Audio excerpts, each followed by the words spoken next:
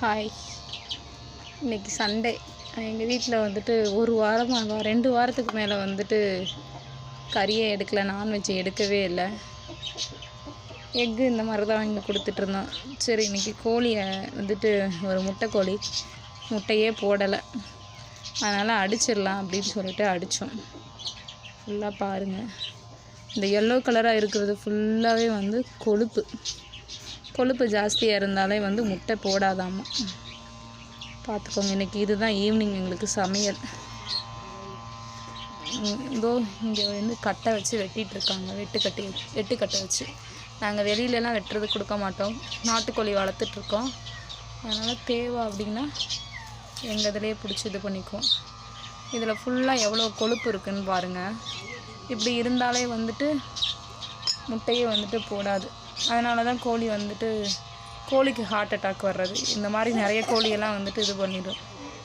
அடுத்து இதில் ரொம்ப ஒரு மாதிரி இருக்குது பாருங்கள், ரொம்ப ரெட்டிஷாக, அதெல்லாம் எடுத்துருவோம். அது நுரையீரல்னு சொல்லுவாங்க. ஏன்னா அது போட்டோன்னா ரொம்ப வந்து குழம்பு வந்து வெடுக்கு வீசும் அப்படின்னு சொல்லிட்டு எடுத்து சொல்லிடுவாங்க. அடுத்து வந்து இங்கே பாருங்கள், கல்லீரலை சுற்றி இவ்வளோ கொழுப்பு இருந்தால் என்றைக்காவது இதாகுங்களா? பாருங்கள், ஃபுல்லாக கொழுப்பு டைப் அடிக்குதுன்னு சொல்லுவாங்க. அது இதுதான் போல். இன்றைக்கி எப்படி குழம்பு வச்சு இது பண்ணுறோன்னு பார்த்து வீடியோ போடுறேன். தொடர்ந்து சப்போர்ட் பண்ணுங்கள். வெங்காயம், தக்காளி எல்லாம் போட்டு வதக்கிறோம்.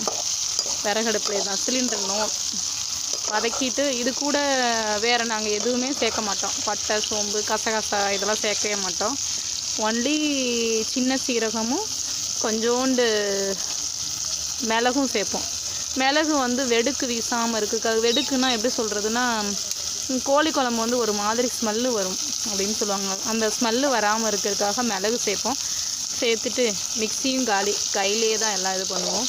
குழம்பு கூட்டி வைக்கல இது பண்ணுவோம். பாத்திரத்தை வச்சு அதாவது வடைச்சட்டி கடாயின்னு சொல்லுவாங்க, அதை வச்சுக்கலாம். அப்படி இல்லைன்னா பாத்திரம், தேவையான அளவு பாத்திரத்தை வச்சுட்டு எண்ணெய், நல்லெண்ணெய் ஒரு சிலர் யூஸ் பண்ணுவாங்க. நல்லெண்ணெய் யூஸ் பண்ண மாட்டேன். நல்லெண்ணெய் யூஸ் பண்ணால் ஹீட்டு, கோழியும் ஆல்ரெடி ஹீட்டு, நாட்டுக்கோழி தான் ஹீட்டு, அதனால் யூஸ் பண்ண மாட்டேன். கடலெண்ணெய் தான் விட்டு இந்த மாதிரி ஃபுல்லாக வந்து கிளறிடுவோம். நல்லா வதங்குற அளவுக்கு மஞ்சத்தூள் சேர்த்து தான் வாஷ் பண்ணுவோம். வாஷ் பண்ணும்போதேவும் இந்த மாதிரி வாஷ் பண்ணிவிட்டு இப்போ வெட்டி எல்லாத்தையும் இது பண்ணி அடுப்பில் வச்சுருக்கோம். இது நல்லா இது பண்ணோன்னே சுருளை வதங்க விட்டுட்டு மசாலு, இந்த தக்காளி, வெங்காயம் வதக்குனது, சீரகம் இதெல்லாம் வச்சு சேர்த்து இது பண்ண மாதிரி நல்லா வந்துட்டு மிக்சியில் இருக்கவங்க மிக்சியில் ஆட்டிக்குவாங்க. அடுத்து இது உரல் இருக்கவங்க உரல் ஆட்டிக்குவாங்க. நான் கையிலே வந்து தக்காளி எல்லாத்தையும் பிணைஞ்சிருக்கோம். அடுத்து வந்து ஜீரகத்தையும் மிளகையும் வந்து தட்டி போட்டுருவோம். தட்டி போட்டு இதோ வெந்துட்டுருக்கு பாருங்கள். வெந்துட்டுருக்கிறதுல தூக்கி ஊற்றி விட்டோன்னா குழம்பு ரெடி. சாப்பிட்றப்ப அப்படியே எடுத்து இது பண்ணி சாப்பிட்டா டேஸ்ட்டாக இருக்கும். இப்படி தான் நாங்கள் செய்வோம். 7 o'clock ஆகிடுச்சு. சாப்பிட போகிறோம், வாங்க எல்லோரும் சாப்பிட. எல்லார் வீட்லேயும் என்ன மட்டனா, சிக்கனா, மீனான்னு கமெண்ட் பண்ணுங்க. பாப்பா, அன்றைக்கி உங்கள் வீட்டில் என்ன குழம்பு? சீச்சி மட்டும் சாப்பிடுங்க. பாருங்கள், 2 பேரும் சாப்பிட்டு முடிச்சிட்டானுங்க.